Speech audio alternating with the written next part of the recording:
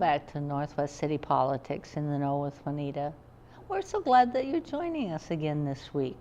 We're always happy there are people like you out there, people that are interested in what's happening in our cities.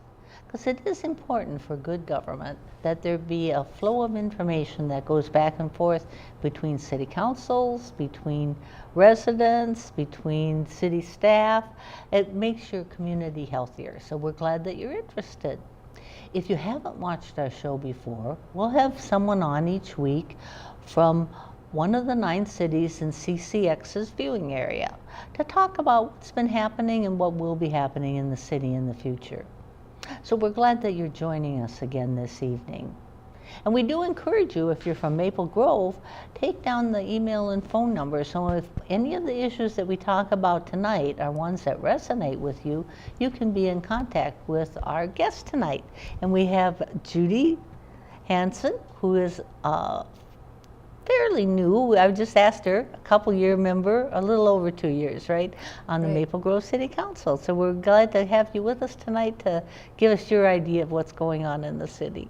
Well, Juanita, I am really delighted to be asked on your program tonight. So I first want to just thank you for the opportunity to be able to talk about Maple Grove. So you're welcome. Thank you.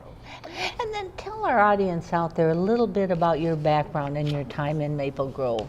What kind of experiences? Because we're always encouraging people to think about getting involved, and probably the most intimate involvement is when you get elected to the council, right? Well, it is, and actually, like I mentioned, I've lived in Maple Grove for 27 years, and I became involved with the city for the first time when they wanted to put a bike trail back behind my property.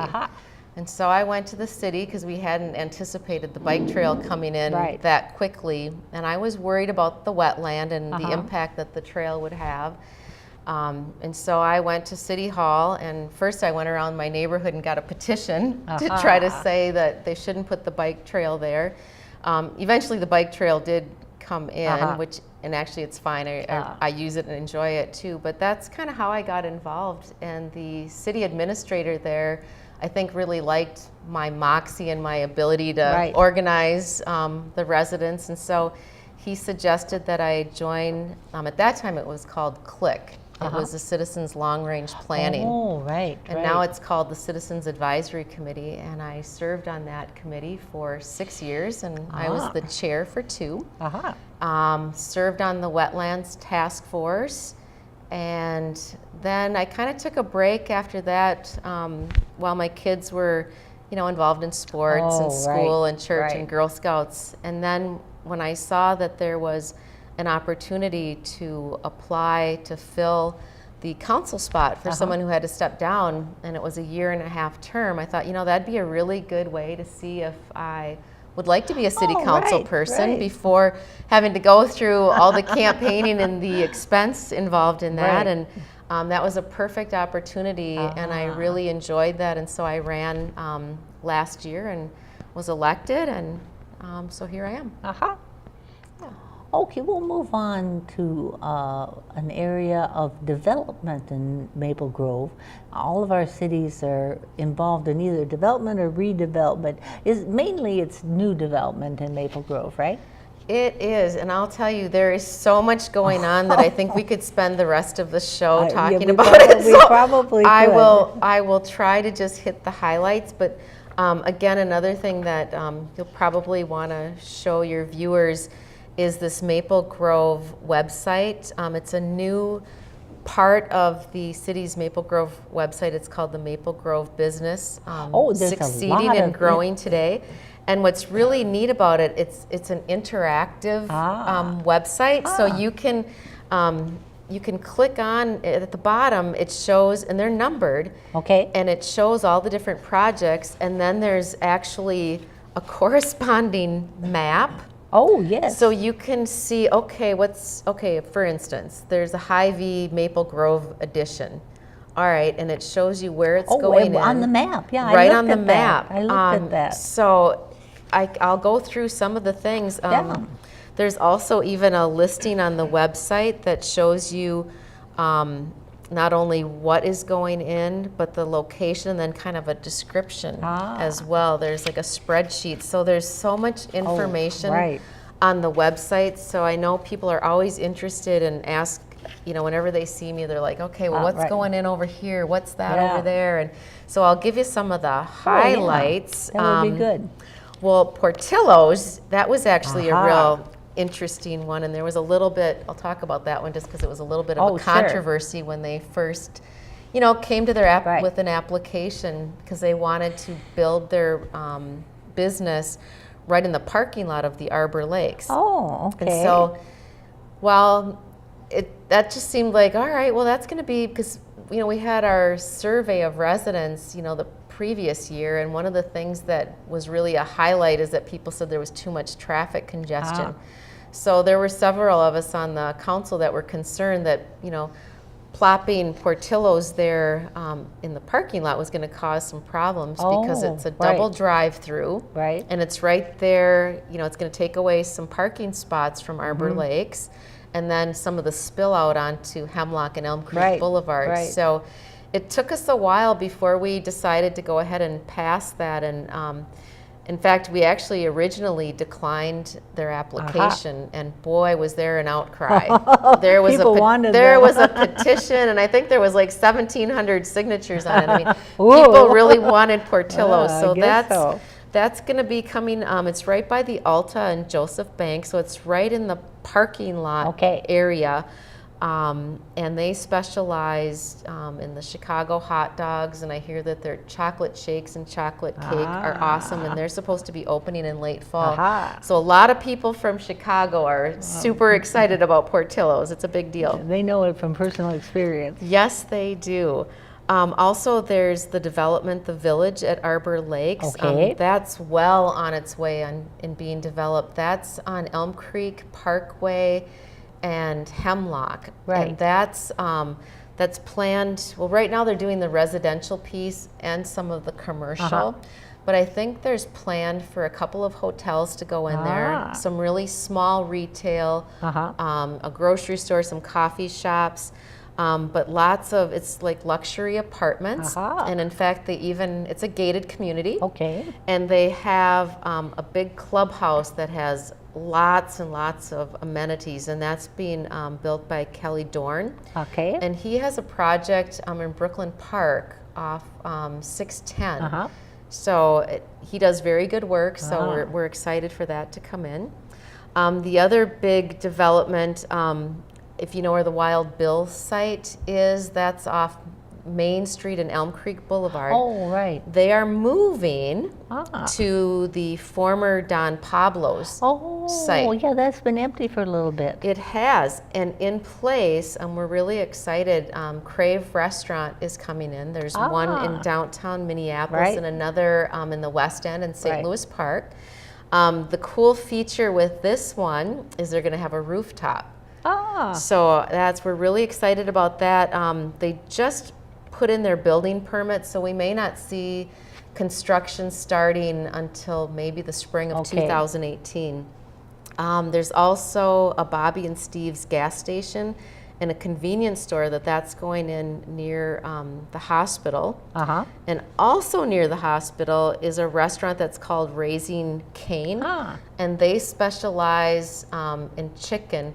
Better than chicken nuggets, apparently, and they have some really good sauces, and I know my daughter is really excited about that opening. There's some new retail that's going in by Parnassus School, which is the former Zachary Square site. So some retail and coffee shops there. Lifetime Fitness is also building a swim school, and that should be coming, I think, sometime this winter, and that's off Hemlock and Forest View. One of the things that people are really excited for and have been waiting are the Hy-Vees. I don't know if you've been to the new Hy-Vee that's in Brooklyn Park off 610, but it's amazing. So there's a new one that's going to be coming in off Bass Lake Road and 101st, or 101, I'm sorry. And in that area, there really aren't a lot of restaurants, or excuse me, a lot of grocery stores. So people are excited about that. We've been waiting for that one for some time, and I can't guarantee when that one's going to be built. But there's another one going in near the Target store as well. So those are some of the highlights. But again, just going on this website, there's just so many interesting things that you can see what's going on. Yeah, it really gives a good, thorough background information for anybody out there that wants more information than we've just touched on. Right. But you have just a huge number of development projects. There's so much. I know, like I said, I'm trying to pace myself here so we don't run out of time, because there is so much. And there's also just a couple new other businesses. There's one that's called Grab a Green, and that's on Main Street. I haven't been there yet, but I understand that it's all fresh foods. They do salads and smoothies and things like that, kind of the farm fresh stuff. And then there is the Kitty Garden School, and that's on Garland Avenue. And then we'll shift now into residential development, because you have that going on too, right? We do. And again, I'm going to keep going back to the website, because there's another interactive thing on the website. It's called the 2017 Residential Developments. And some of the most recent ones that we've approved was this Applewood Point, and that's near Silver Creek on Main. And they're expected to come in spring of 2018. It's a 100-unit senior cooperative. So I know there are folks, I've gotten phone calls for people, seniors that have seen these types of senior cooperatives in other communities, and they were really hoping that one would come in Maple Grove, so there is. Botno Ridge is another one that's it's an apartment complex. They already have their first phase, so this would be their second phase, and I think that'll be coming in the spring. Another project is Territorial Woods, and that's kind of in the farther section of Maple Grove off Territorial Road, and that's a 98 apartment units. It's actually Territorial Road in Fernbrook, and 67 townhome units, and they're going to begin construction probably this fall. So lots going on there. And again, that's another thing where there's a whole spreadsheet that goes through all of the different housing projects that are coming in, and it describes them and where they are. And that kind of interacts with your city's comprehensive plan, so people can use the comprehensive plan to see what's proposed for different areas that aren't there yet, or what's in there now. So like people looking to buy, that's a good resource. Yes, it really is. And I know one of the things that you and I had talked about earlier is, what things have we done to kind of help with some of our economic development in Maple Grove? And we did, when Al Madsen was the city administrator, he kind of wore two hats. He was the administrator, and he did some of the community development work and the economic development work. And I have to say, he did a fantastic job. If you look around the city, a lot of the work has his fingerprints on it.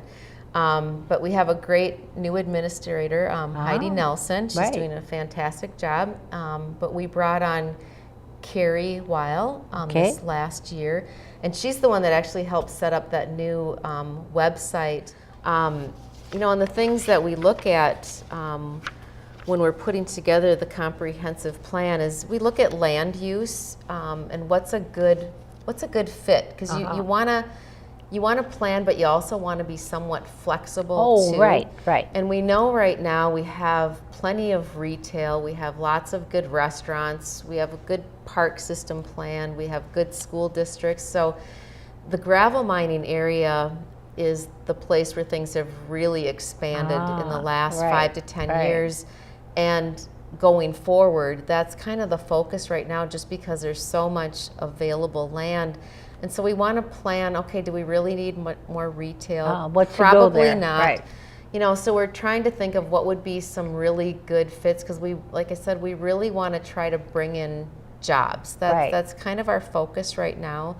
And, there's been a lot of talk about, Amazon looking for a new headquarters. There's the one in Seattle, and they're looking for another site. And I think for Minnesota, the two sites that have been kind of brought up in the media is the Ford site in St. Paul, and then the gravel mining area in Maple Grove. I know that I think Texas is interested in hosting Amazon, and I believe Denver is as well. So there would be some competition, but I know that Maple Grove is certainly considering, putting in an application, because we have a lot to offer.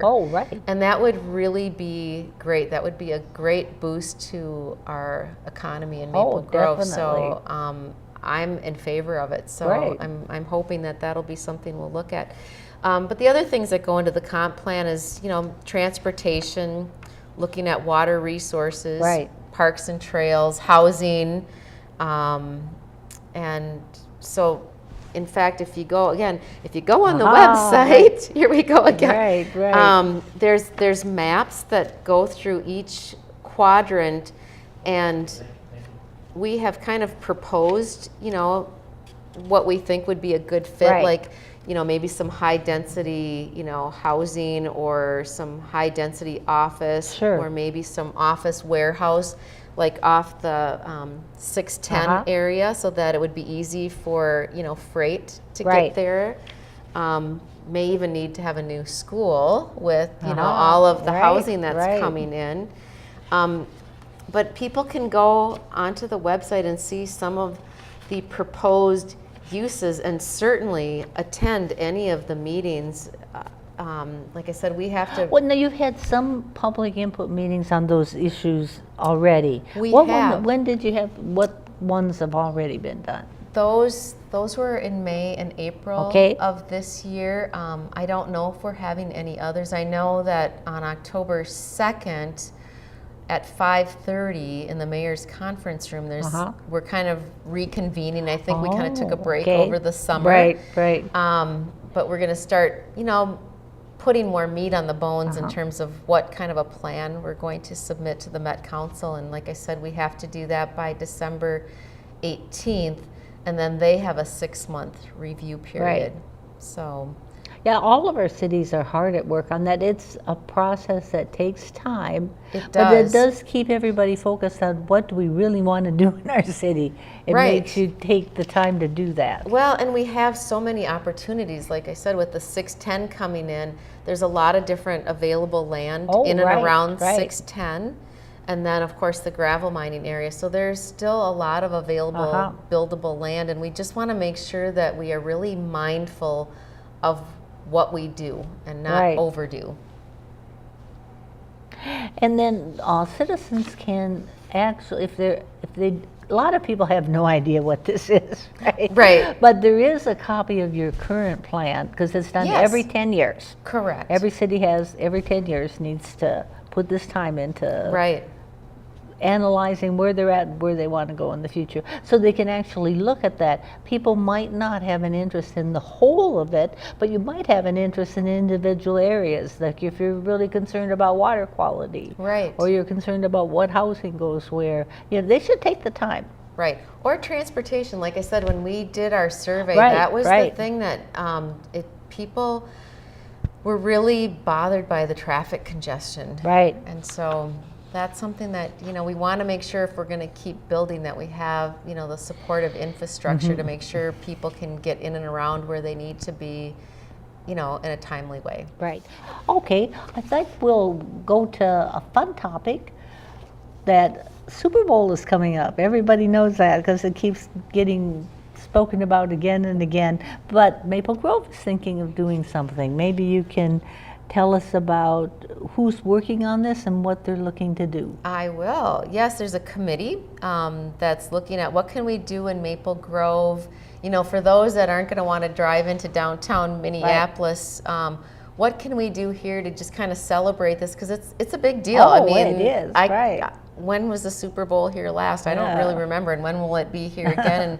And we've got, that beautiful new Vikings stadium. So we're like, okay, what can we do here in Maple Grove? And already 95% of our hotels are already blocked out for that weekend.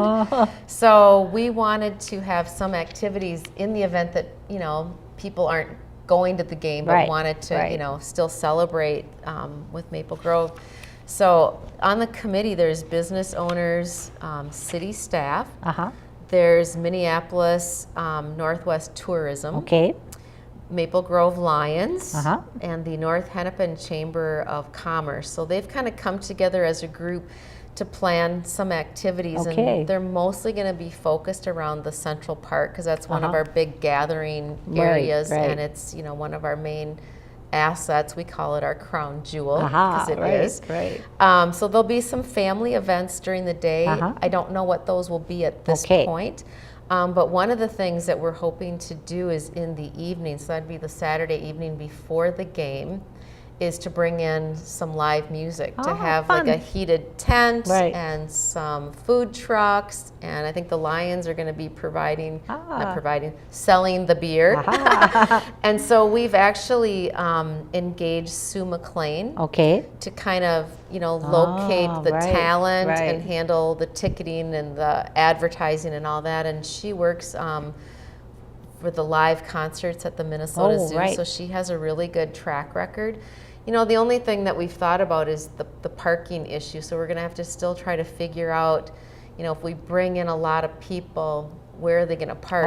There's some parking around Central Park, so we might have to try to engage some of the hotels to run some shuttles. And, maybe the Lookout will help do that. They've always been such a great community partner. So, so we're really looking forward to that.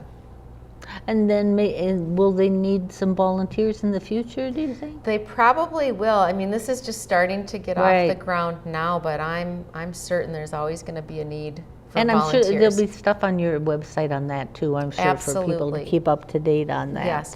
Yes. Well, and the other thing is, since you talked about the website, there is also, I just wanted to point out, this Focus magazine that comes out quarterly. And it touches on all kinds of topics, and I would bet you that there'll be something in there in the winter one prior to the Super Bowl. So hopefully there'll be some information there if people want to volunteer. People should watch for it. Yes. And if they didn't remember to save it, you could always go to City Hall and pick up another one. Now, you have started up a canine program. We have. Maybe we can learn a little bit about that. Yes. And when we were doing the budget, as I mentioned, our police Chief Werner, came and talked to us about a canine unit. And Karen Jager, our council person, was really interested in that because she's so involved in the DARE program. The officers, part of it is reaching out to kids, and so if you have a canine, that's another attraction. And Karen has gone, I don't think she's missed a DARE graduation. That's pretty good. In 17 years, so pretty amazing. But in any event, so we were looking at, do we need a canine? Why would we want one? What's the benefit? What's the cost? And Maple Grove has used and has been able to use canine from some of the local cities like Brooklyn Park and Plymouth.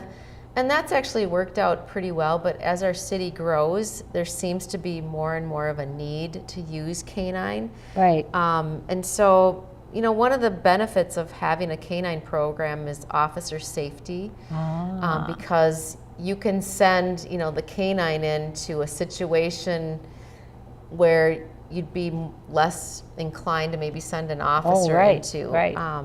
They're helpful with searches for suspects and for lost persons. And they're really good for the community outreach. Like I mentioned, the DARE program.